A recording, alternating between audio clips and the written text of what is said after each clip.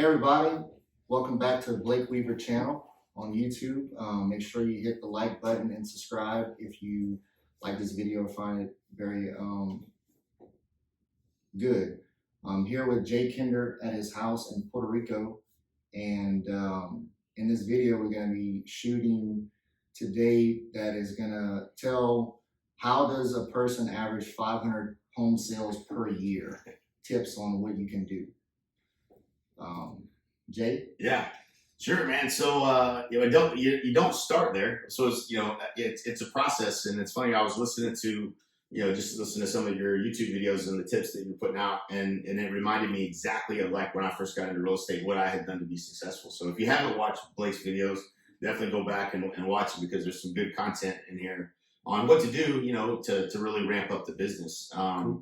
As far as getting to the to 500 homes a year, which is crazy to even think about. That may or may not be the actual goal, but I kept wanting to sell more, and you talked about this in your videos too, but a lot of it has to do with doing the work. I mean, you just got to do the work, right? It's not like you don't know what to do, right, to be successful. Another tip, in one of your videos, you were talking about going out, having a mentor, having a coach, learning what top agents are doing. That is the secret, right? Like if you rewind my whole career back and say, okay, well, what did you do to get to 500 deals? Well, at every stage of the business, I was finding somebody to learn how they got to that level. Right. And kind of mimic it. Yeah. I mean, it's, we used to joke, man, me and Mike used to joke all the time. We call it copycat. We call it, we'd be like, hey, copycat number one, this is copycat number two, over, you read me? And we'd be joking around. And we had this mentor named Jay Abraham, real expensive coach, mentor, not in real estate specifically. So we went outside of the real estate industry for this particular coach. And he used to get mad because he said, you're devaluing the lesson that you could be teaching people. It's not copycatting, you're modeling success, right? Right. So it's modeling success. It's finding the people that have been successful and learning from them.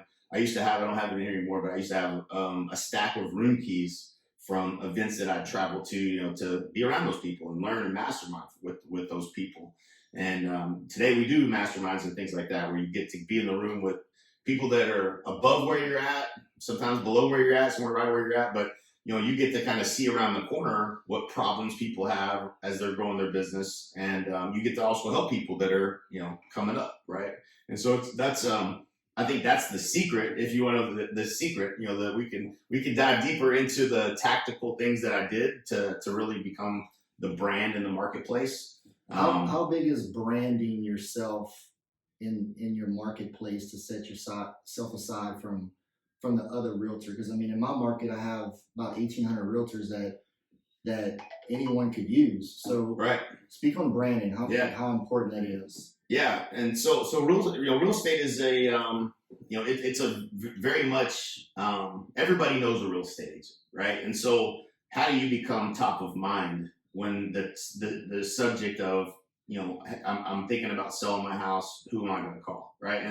And so that's really that's the game that you're playing is to become the go-to person when it's time to sell, right? And so for me, all of the work leading up to, and I don't want to skip this part because I believe it's the most important part. I did 7 days a week, open houses every Sunday. I mean, people in my market saw me out there hustling, right? And they saw me doing that for a couple years. And I sold 20 something homes, and then it was I think 39, and then like 70 something, and then from there it just went through the roof, double like crazy numbers. But I hustled, and I was out there in the marketplace. There was a point at which I started to understand the marketplace and knew how many homes I've been in all of them, right? Like I showed every house that was for sale. And so you knew what your buyers wanted. Yeah, I knew. I mean, if they called about one property, I could tell them about 2 or 3 they didn't know about. And that was to me, that was looking back, I know what it was. It was my expertise in the marketplace. A lot of agents couldn't have done that, right? But because I was out there hustling and was I'd show anybody a property. I started to learn about the marketplace and started to feel confident I could help people. right? And that once your confidence goes up too, that you know you can really help people, you start to pick up, you get some momentum. I got another question. So, like, for instance, you just kind of said something that kind of want to piggyback off of. So, like, your first year, second year, your third year, you went double, double, double in your numbers.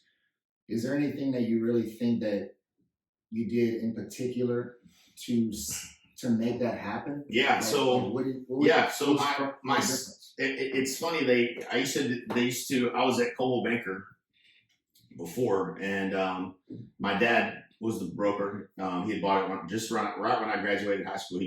He had an independent property management focus mainly. Then he bought a brokerage, a Coldwell Banker, and he passed out this thing. It was a goal setting worksheet. I have it. It's probably not in here, but I have a whole list of every year laid out my goals and all that. So I filled it out every year and still used it up all the way through my career. But I remember looking and said, well, where'd your last 10 deals come from? It's like my second year in the business, and I'm looking back at what the hell did I do that worked, right? Like it's, you're just kind of getting evidence of what you did or what was working for you. And I remember I had like 2 FSBOs and 2 expireds, and then a bunch of other random stuff that wasn't as very duplicatable. But I was like, well, I could do more of that. I could call more FSBOs, call more expireds. And so that was where I really became a top agent, was by going out and talking to people that didn't want to talk to me, right? Like I got to meet people. I enjoyed it. It wasn't a bad thing. Some people hang up on you. Yeah, sure. Right. Whatever. But, I learned how to get listings by going after the free business that was already out there, and people that were expired had already agreed to pay somebody a commission once. They probably still want to sell their house. I just need to get face to face with them. And then the FSBO's the same thing. They want to sell their house. I'd meet with, how many ever were in the marketplace. I'd call them all. And, you go out and meet with them, and sometimes they wouldn't list right away, but then they call you 3 weeks later, but you follow up with them. And then it started to snowball. So I started getting 2 or 3 or 4 deals every month from those 2 sources. And then when you have listings, buyers are not a problem. So I wasn't having to spend a whole lot of money on buyer leads. At the time, because I was getting them from the listings that I had in the marketing and stuff that was going on. And so that was the catalyst for me. It was a catalyst because I learned how to sell, and I learned how to face rejection, and I learned how to win and negotiate, and win the listing. And that was the turning point for me. Now I was more comfortable, and I had more money, right? And I had more money to invest into the next stage, which was, around, going from like 70 to 100, 200 deals was, I'm kind of right where you're at right here. Like you're literally ready to explode to 200, right? Like this year 100, next year it'll I feel like I'm doing everything that I need to be doing. I gotta put the pieces together. Yeah, yeah. The next stage for me was branding. That was when we were talking about radio. And we can share that here too. I didn't do radio first. I did some billboards and newspaper and some direct mail and kind of all that stuff. The newspaper was a big deal for me at the time because the newspaper was only one paper in town, and everybody in real estate was in it. And then I went with a half-page ad in it, and so people started recognizing, hey, this guy must be selling a lot of real estate. And so that was a big deal. I took every listing no matter what. That was another thing. A lot of people say, no, you don't want to take this listing, don't take that listing. I was like, I don't care what street. If it's on a main street, even better. You know what I'm saying? Like that's another billboard for me, right? Another sign in the yard. Because the number one marketer always wins. That's right. The number one marketer always wins. It's like, give me a house with a corner lot, I'll put 2 signs up. You know what I'm saying? Like I'm putting my signs everywhere. And so, those are the little billboards for you, right? So like the more listings you get, the more listings you'll get. And so credibility. Yeah. People start seeing you everywhere. And then they see your billboard, then they notice your sign, right? And then you sell a house down the street from somebody, and then they pick up the phone and call you because they drove by that sign 50 times before that house closed. And so they saw you every day, right? And so when they're thinking about who they're going to call, you're way up there on that list. Yeah. And so everybody that's ever sold a listing, has had that happen, like where someone else called because you sold a particular house. And so it starts to really compound upon itself if in a market, that if you're in a, for me, I had 12 to 14% market share of my entire marketplace. So, I mean, I was marketing but I was only marketing to a community of 90 to 100,000 people. So it wasn't, you normally would want to kind of go after a particular subdivision or a certain part of the community. And if you're in like Dallas is super challenging because there's like you could sell. I met a dude in Dallas one time that we were trying to bring over to the brokerage. He sold 31 houses in 31 different cities. I was like, I don't even know how you could possibly feel confident that you know what the hell you're doing in 31 different cities. You know what I'm saying? Like, I wouldn't have enough knowledge to be able to be of value. I wouldn't think. Plus, you're driving all over the place, and so you want to become the Incredible Hulk and jump up and down in a puddle. That's what you want to do. So my next question, I'm gonna piggyback off of something that you just said again. In my market that I'm in right now, the inventory is obviously very low. Right. The demand's still high with the low interest rates. Houses are flying off the market. So, like for instance, we have a lot of, like for a person that might be selling their house, right? They're gonna want to go for a sale by owner. Right. Why do they need a realtor? Oh man, I tell you, right now, this home sellers don't even know, and this is what needs to be communicated, in your market too, because they're correct in one thing: their house will sell fast. Sure. But what they're not correct in is multiple offer situation. You've had probably situations where if every buyer in the marketplace knows this house is for sale, we put it on the market. And we have a strategy for we're going to show it through the weekend, and then we're going to look at all offers, highest and best on Monday or whatever by 5 p.m. You might get 20 or 30 or 40 offers if you list the property, and your agent has a strategy for how to get the most offers in on the property versus just the first buyer that comes along. Maybe has good financing, maybe not. Maybe has a contingency on appraisal, maybe it doesn't.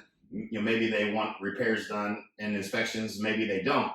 And when there's this much demand, or you can create this much demand, the offers get better, right? You get offers where there's no contingency on the appraisal, or they'll pay the difference. Take a cash over right. RB. Yep. And so there's so many ways that you could do better, and literally not have to do repairs or inspections or anything, if you have the right agent running the show, right? And so some agents would just take the first offer that comes in, and that's not what you want. You want somebody who understands how to create demand for the property. And so I feel like what most sellers would be doing is leaving money on the table, most certainly. If not, potentially, having a deal that falls apart, right? You don't know their financing, the lender, whether or not they are, solid or not. A good agent is doing all that homework before you even look at the offers, right? And so, there's, that I think it's the biggest mistake someone could make is, in a hot market. That's this is the time where you challenge the price, right? You're a good chance that you're going to leave money on the table if not, right? I mean, there's if you're with a good realtor who can negotiate very well, chances are he's going to get the most bang for your buck. Yeah. The most money for your house, and chances are it'll probably get you enough to where that realtor will pay himself. Right. In most cases, I would say probably more than pay. In this scenario in the market, as hot as it is right now, I think most sellers would be well into the net positive with the right agent negotiating the deal. It could be the difference in thousands to tens of thousands of dollars. And so, that's it's an important decision, more important now, I think, than ever, right? So when the market sucks, you need an agent too. But when the market's hot, you definitely want the right person, because if they understand marketing and negotiating, they're going to be worth their weight in gold. So I guess we're going to wrap it up with this. What's maybe one or two things that you would tell a realtor on just a tip, just to better their business? I know we spoke about quite a few things, but just one more key thing that took you to the level that you're at. Yeah. Just key advice. Yeah. I mean, without going back into the invest in yourself, get a coach, get a mentor.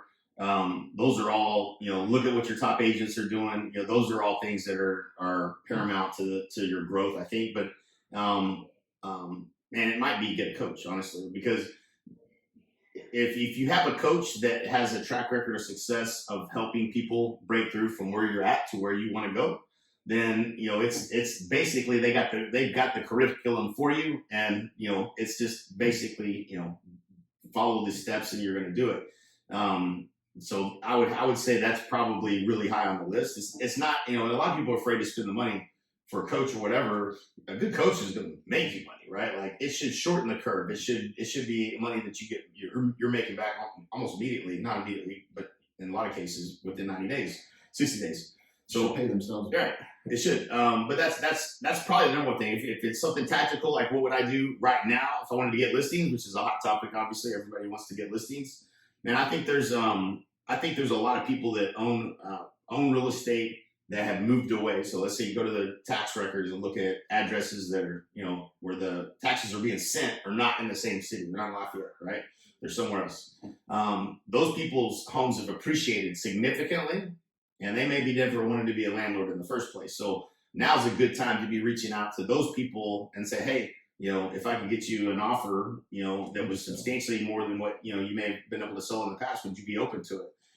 You'll find out, they got to, sometimes the person that's the tenant will buy it too. You could double in the deal just right out of the gate if they want to sell it to the tenant. So I think there's an opportunity there with rental property, and that's what I would, if I was going to spend my time figuring out who I'm going to make calls to, that's who I'd be making calls to. Cool. Well, over here with Jay Kinder in Puerto Rico, and hope you guys like this video. If you do, make sure you hit the like button and subscribe, and I will catch you next time.